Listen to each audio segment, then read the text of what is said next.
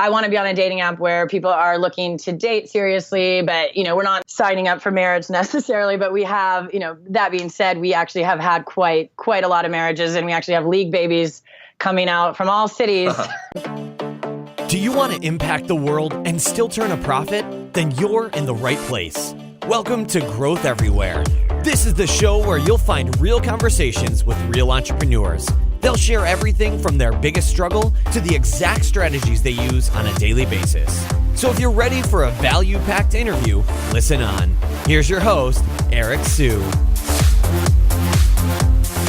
Before we jump into today's interview, if you guys could leave a review and a rating and also subscribe as well, that would be a huge help to the podcast. So if you actually enjoy the content and you'd like to hear more of it, please support us by leaving us a review and subscribe to the podcast as well.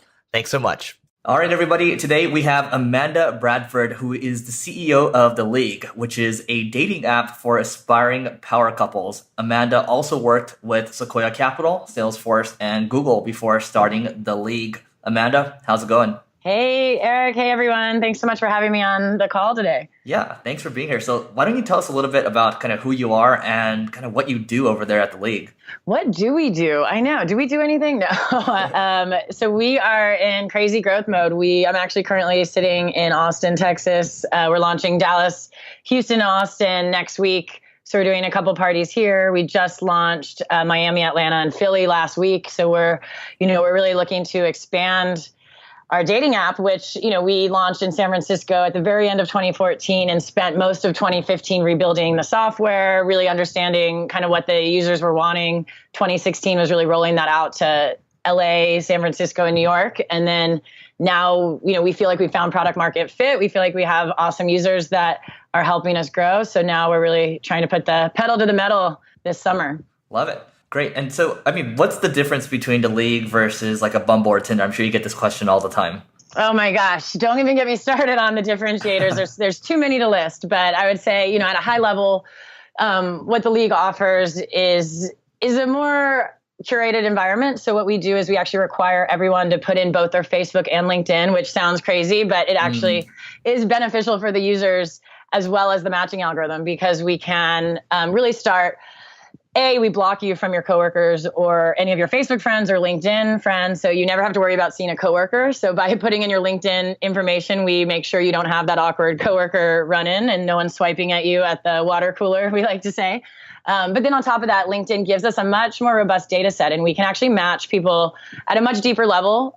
We can look at the preferences that users put in, and then we can also look at things like their social graph in Facebook and LinkedIn. We can look at what degrees they've earned, what institutions they've attended, what profession and what field they're in, and really build that into the matching algorithm and ensure that when we build this community, it is a diverse one with people from different backgrounds, different educations. So the idea is The League is, similar to kind of like a great college or university. We're curating this pool of people that, are ambitious, intellectual, and really looking for a relationship. Great. And what kind of numbers can you reveal around the business today? So, we just started revenue or turning on monetization, I guess you can say. I've been experimenting with it last April. So we've been running experimentations with revenue for a year. Things look really good. We really feel confident that we can build kind of a membership program within The League that people want to pay for and people want to be part of. We've been really happy with the numbers so far. And our wait list, when we launched in New York, we think we were at about 100,000 on our wait list. And now we're at over 500,000. So we've seen really kind of pretty crazy growth this last year. Wow. And I was just telling Amanda before we got on, we actually went live. I just installed the app before we started this call, and there's like 15,000 on the wait list in LA. So things are growing, right? And Eric was waitlisted, but I'm going to have to pull some strings and get him in. No, I'm just kidding. You will get in on your own merit, I promise. Love it. And that actually brings up a good conversation, because I think we're doing like a Facebook Live with a bunch of other entrepreneurs, and this, like, after we went off air, this guy, like this one guy in the group is like, dude, do you guys know the app Raya? And then this other guy, like spiky haired Asian dude, pulls out his phone. He's like, yeah, I have it. And then the guy's like, no fucking way, you're on Raya. And then they just had this little ruckus. But anyway, I guess my Well, other question. we don't really feel like we compete with them because we Yeah. think Raya is more for like Instagram models and Got it. sort of That's what I wanted to get at. LA Yeah. celebrity wannabe, aspiring celebrities, I would say. And we're more for kind of people that are valuing education and, you know, are more, you know, professionally and career oriented and less, I guess, Hollywood oriented. Cool. That answers my question. I was just wanting to see if there was any comparison at all. Apparently there isn't.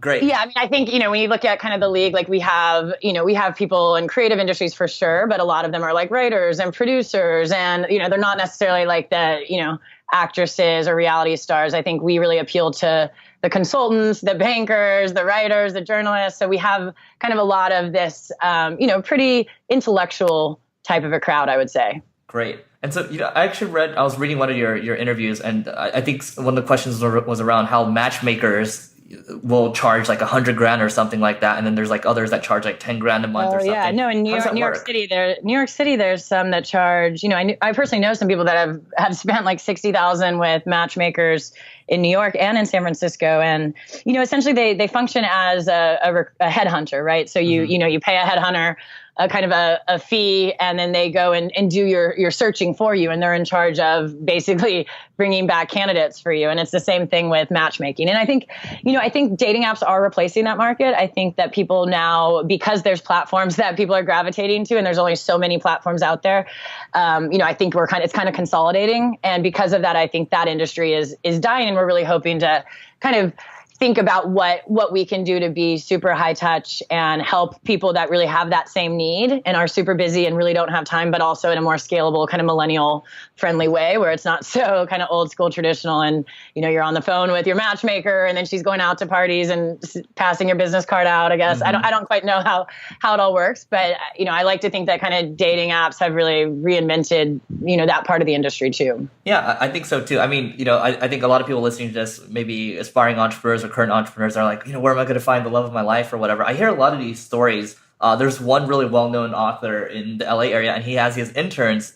He makes him sign NDAs, and then they just help him swipe, and that's how he does it. And then there's another guy. He, like, his way of matchmaking is finding like other models in the Beverly Hills area, and then she just connects them with like a bunch of like her girlfriends or whatever. So I think there's a lot of different ways. I just never was really exposed to this world until I guess like the last few years, and I think it's I guess if you go down the rabbit hole, I think you'll find out a lot more. But just letting you guys know, maybe you want to dig in, you can. Yeah, no, I mean, from a pure like business standpoint, I think the space is completely changing. Like you know, dating has been around since the 90s. Match.com's been around since, you know, our grandparents, it feels like. So, you know, it's kind of an old dinosaur industry. And I think there's a lot of new innovation happening. And with the mobile first, you know, the millennials' affinity for these like mobile first products, I think that, yeah, I mean, this is how people are dating now. Like there is no traditional way. Like that is all kind of getting replaced. And there's a lot of people upset about it. A lot of people like crying about, you know, traditional dating going out the window. But I personally think that these technology platforms are giving us better options. We're able to have more selection and make better choices for ourselves. And if you think about it, like that's the best way to optimize a decision is having, you know, the best selection possible. And so now you no longer have to date the people you meet at work or live next door to you, because you can actually use a platform and meet people that might be across town that you'd have never run into naturally. And I think that that's like such a cool thing that people don't give dating and dating app kind of the world credit for that. Yeah, I think it's the same thing as when people used to look down on social media. It's like, oh no, I want the human connection. But at the end of the day, it's just another way to communicate and to get things faster, which is exactly what you're alluding to. So I guess one more question around, kind of the app itself before I talk about business. So what kind of success stories have you seen around the league, just so people can get some context? Honestly, a ton, like almost so many that we don't even want to market it because we really, you know, I've been really reticent. I don't want to be known as sort of the eHarmony app where there's like, do you just produce marriages? Because I think a lot of people, myself included, like I want to be on a dating app where people are looking to date seriously, but, you know, we're not necessarily signing up for marriage necessarily, but we have, you know, that being said, we actually have had quite a lot of marriages, and we actually have league babies coming out from all cities. So we're starting to stock up on league baby onesies to send them as a congratulations present. But yeah, I mean, I think that, you know, our average age is 28. If you think about it, we're at the exact point when people start thinking about dating seriously and really looking for someone they could, see as a life partner. And I think, that's a different type of search than when you're in your early 20s and you're just looking to kind of meet a lot of new people and figure out what you like.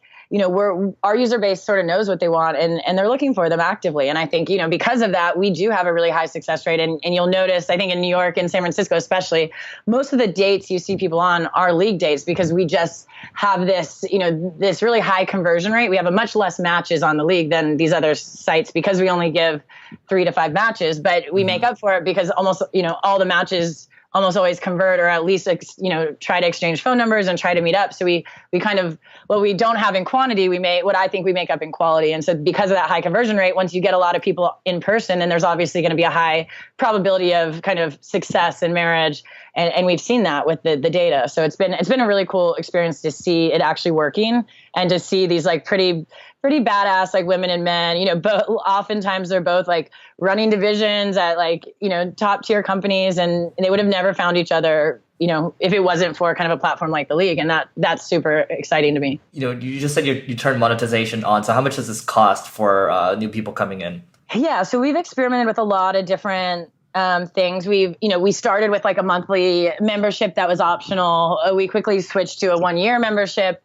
That's also optional. And it's really for those users that are, they value their time. I like to say we monetize the people that value their time the highest. And I think that's okay. Like we monetize. I always say like, I'm one of those people that when I'm late, I will pay like 10x on Uber just to get me there. Like that's kind of in our monetization strategy. So, it's people that want to make sure the person sees them right away, right next, and they'll pay to kind of guarantee that and sort of be in front of the line. And so that's been sort of a theme in a lot of our monetization is that we're kind of monetizing impatient people that value their time very highly. And like $6 is worth it if that means this person could be their match or their soulmate. And so I think, the membership's around $180 for the year, which comes out to about, $15, $16 a month, which, we're trying not to be, we want a diverse background of like pretty ambitious, driven people. It's not about income. Like half my friends are entrepreneurs and are basically at the poverty line. So it's definitely not like an income type of a thing. But I think we're really trying to just monetize in sort of an ethical way, which in dating is actually pretty hard. A lot of dating sites tend to monetize with the kind of the easiest way forward, and we're really trying to really help people pay only because they like the product and because they want more of something. So we try to kind of, I guess it's a little bit of a weird point, but I guess I'd want to make the disclaimer that if you go on a lot of dating sites, you'll notice that they tend to really just try to monetize the men. and our revenue actually comes 50-50 from men and women. Like women pay just as much on the app for every type of product as men do. And we're really the only dating app that can claim that. Right. No, I love it because from a product habit standpoint, once you pay for something, you start to take it seriously versus when something's free, you kind of don't take it as seriously. I mean, that's at least how I behave. It's exactly. And we actually noticed that when we A/B tested the monthly to the yearly, when people put out $180, like even if you're super rich or even if, you still like, you feel it and you are like, okay, I paid for this app, so I'm going to log in at least, 2 or 3 times a week. And so they're actually better users. They're less flaky. They respond to people. It's almost like that payment kind of puts a fire under them to actually, be a good user. And so it was almost like a hands down decision. Like, yes, we're probably not optimizing for revenue, but our user behavior was so much better with the 1-year membership that's why we switched to it. Awesome. And so, I want to talk about your launch strategies because it sounds like you're going to these cities and then you're launching. So what are you doing there exactly? And is that the most effective thing that's working for you in terms of driving, these more users, I guess? Yeah, so we are very referral based, meaning that's kind of our primary strategy. We don't really do much digital marketing. We've experimented with a couple Facebook and Instagram ads here and there, but for the most part, we really depend on our user base to refer other like awesome people in these cities we're going to. And yeah, one of our big parts of our strategy, I actually did a talk on this at HustleCon. It's on YouTube, but we call it pre-partying or pre-gaming. I always say pre-gaming your launch, but we try to go to the cities, a week or two before we launch, throw a party, if not 2 or 3, meet a lot of the users, really try to understand the dating culture, what people are excited about, and kind of take that back and then and then launch afterwards once we've let them kind of get a chance to spread the word. So we always try to, come to each city and really meet the users face to face before we launch in that city. So we have yet to launch a city without kind of me and the whole team, a team of like 5 or 6 of us on the launch team. And we've been flying out to every single city and literally, talking to everybody that comes to the events. And it's it's not a super cost effective strategy, but it's one that I think pays off in the long run. Love it. Okay. Well, one of the things, I see that you guys have raised, 2.28 million on Crunchbase at least. So yeah, we're about 2.5. Yeah. Got it. Okay. So, I'm sure one of the questions that you get when you're raising money is around like, with dating apps, they're tough because once the user is successful, they don't need the product anymore. So how do you, and then everyone thinks they're like the smartest person in the world when they tell you that. It's so funny. Yeah. They all like pat themselves on the back and they're like, well, I bet you haven't thought about that. And I'm like, this is my industry. That's like telling a used car salesman that like they're going to have to buy more cars when they sell the car. Like, of course, like that's awesome. But look, that's the nature of our industry. 2 people, when we successfully match people, 2 people leave. But you know what? They each tell 5 friends, and those 5 friends, when they see them getting married down the aisle, you bet they join, and you bet they actually pay for a membership. So, that's the way I look at it. Is like if I have 2 churned users that I personally like matched successfully, then I have like 110% faith that they are going to go and acquire 2 users on my behalf, and if not more. Right. That totally makes sense. See, there you go, VCs. Yeah, that's what I say to the VCs. But yeah, no, fundraising and dating is kind of akin to fundraising in e-commerce or hardware. Like it's just tough. It's tough. It's not fun. A lot of people have been burned, not a ton of amazing exits. And a lot of people who are kind of remembering the space from yesteryear of the 90s, the Harmonies, the Zooks. And it's, I argue that it's a totally different industry now. Like since Tinder's come along, it's literally, it's one of the main 4 apps millennials use on their phone. It's like on the home screen. So like we should be in a prestigious category at this point because we're sitting there right next between Gmail and Uber on someone's phone. But I think, things take a long time to change. And I think that, people are slowly changing their views on the dating space, but it's not an easy space to fundraise in by any means. Great answer. So you mentioned in one of your previous interviews that, you see yourself becoming a thought leader. So how are you doing this today besides, podcasts like this? Not anything. I'm just using you, Eric. No.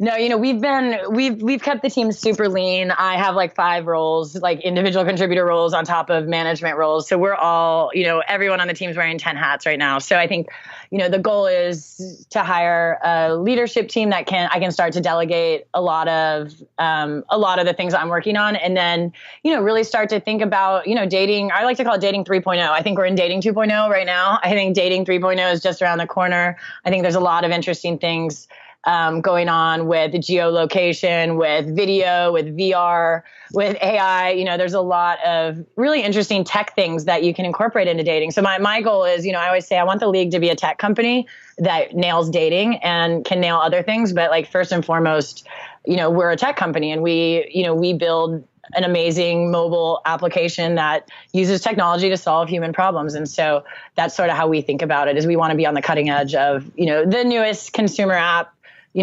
craze, and making sure that we're kind of giving, millennials the features that they're asking for. Is there a section on the app where, because you just mentioned, looking for like, maybe that integrator or that COO type of person, isn't there a section where you can just switch off and then, go find those people with the league?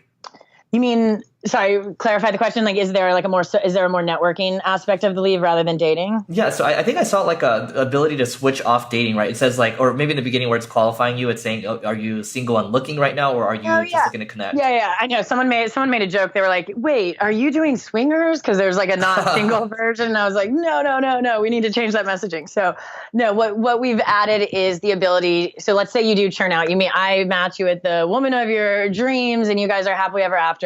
Rather than both getting off the app, we want the app to be able to still offer you guys some things of value. So one of the things the league does is we offer groups and events for our users and our community to be able to talk to, different people that are all interested in, let's say, snowboarding or yoga and really meeting kind of like-minded people. So it's similar to like meetup.com. So we almost have like a meetup.com kind of embedded in the league. And because of that, people can kind of use the league as a not single person. And you can, let's say you want to go to a couples wine tasting event, or let's say you want to go to Coachella and meet new people, to hang out with. Like, you can do that whether you're single or not single. And so we want to offer features that, still are valuable to you regardless of what your relationship status is. Got it. All right. Well, tell us about one big struggle you faced while growing the league. Oh man, what struggle haven't I faced? I think what's the irony of it? I think the irony of it is like the biggest struggle has been relationships within, your team, hiring, getting the right people on board. And so it's been, I would say, ironic just because, obviously dating is about relationships, and then everyone's going through their own personal relationships at the time. But it's what I think what's been challenging is the parallel of hiring great people that you like working with, that, you're spending 10 to 12 hours a day with these people, and you're basically having to create a process for selecting who you want to work with for 10 hours a day and who's going to A, do a good job, but B, work with your personality, and then C, work with the company's culture. And I guess I underestimated how hard that would be. Like, I think I'm tough to work with personally. And then I think the culture, we were a pretty outspoken, tight knit group. So you have to be kind of loud to sort of butt in and have strong opinions and not get your feelings hurt. And so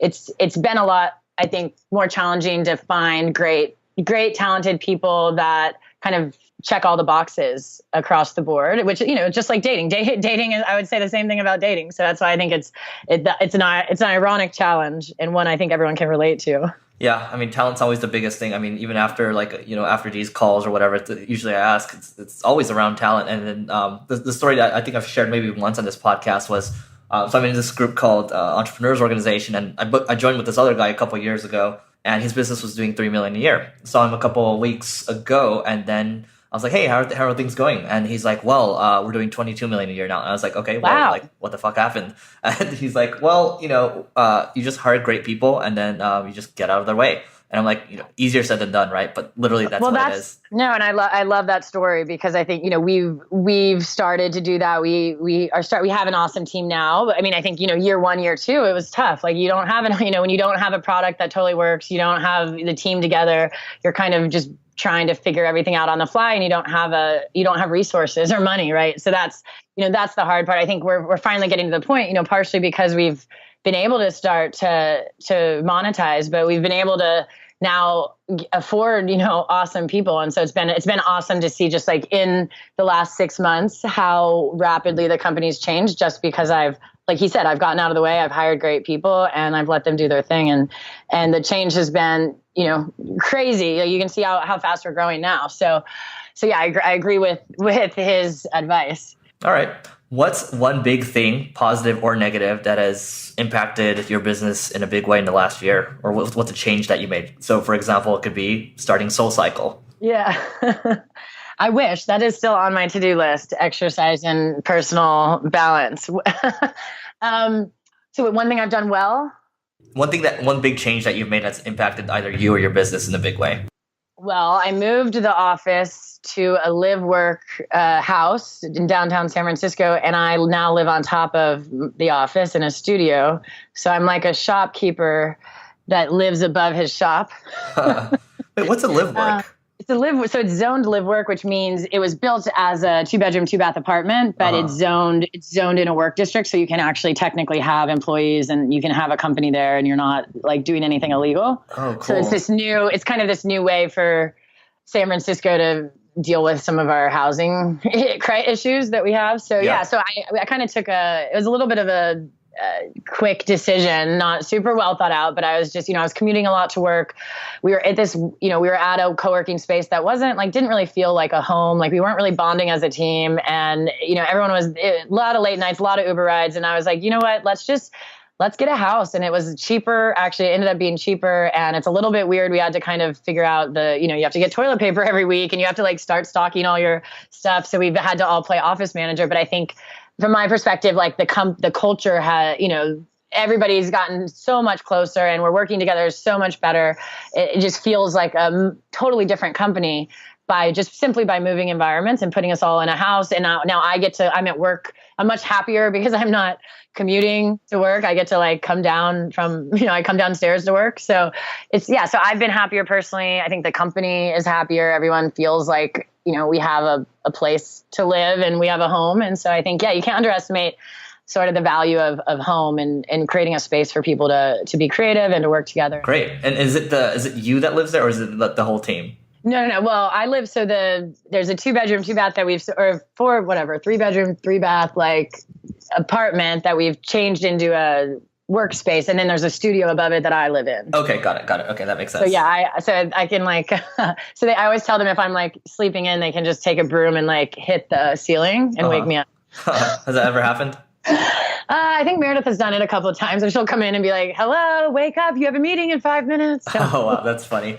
It's funny. So it feels a lot more like a family, and I think we're still like 30, 35 people, so we're pretty close knit, and it just feels a lot closer. Cool. So what's one new tool that you've added in the last year that's added a lot of value, like Evernote?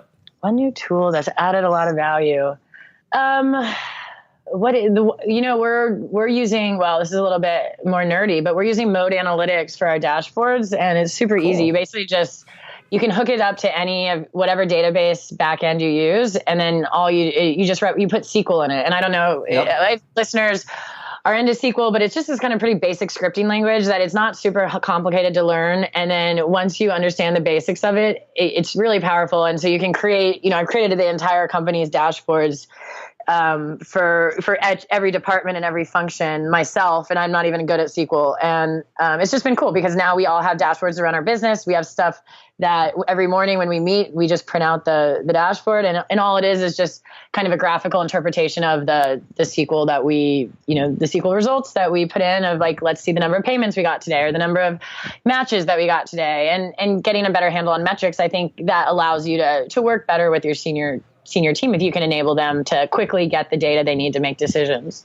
Yeah, I've heard great things about Mode, so definitely check it out. We'll drop it in the show notes. Final question from my end. What's one must-read book you'd recommend to everyone? Well, this is a little bit availability bias because I just finished it, but it was Shoe Dog, which was the story of Phil Knight starting Nike right out of business school. Obviously, I related to it because I started the league out of business school. And, it was just cool to read his story. It was back in the day when like companies like were like, the startup period was like 30 years instead of like 4 like it is now. So it, I just kind of was awed at just how driven and determined he was to do, to keep working on it for so long. It took so long to kind of get off the ground. You're selling shoes. He had all these banks that were like, wouldn't give him loans. It was just, I guess when I think about how I complain about fundraising on Sandhill or complain about, how hard it is to find talent. And then I think about like what he went through. And I think reading that book is really helpful to put it in context and for Silicon Valley to kind of like be like, okay, we have champagne problems, Yep. I'm sorry someone will only give you $25K. Like poor Phil Knight had like, 10 million in revenue and couldn't get a loan for $1 million back in the day. So, I think it's just good to put in perspective, like how far we've come as just a business economy here in America. And I don't know, it's cool. I love reading about just people who kind of did crazy stuff and it worked. Totally. Yeah. Great book. I think you always, for me at least, I like reading biographies because you get your own lessons from it. It's not somebody telling you like, hey, you need to go do this shit, right? So it's helpful. So Amanda, this has been awesome. What's the best way for people to find you online? Find me online. I don't really have an Instagram presence, or a Twitter really, but I'm more of a Facebook girl. So you can find me on Facebook or theleague.com, and you can easily contact us there. And I'm happy to answer any questions that come in. All right. Thanks so much for doing this. All right. Well, thanks so much, Eric. Thanks for listening to this episode of Growth Everywhere. If you loved what you heard, be sure to head back to growtheverywhere.com for today's show notes and a ton of additional resources. But before you go, hit the subscribe button to avoid missing out on next week's value-packed interview. Enjoy the rest of your week, and remember to take action and continue growing.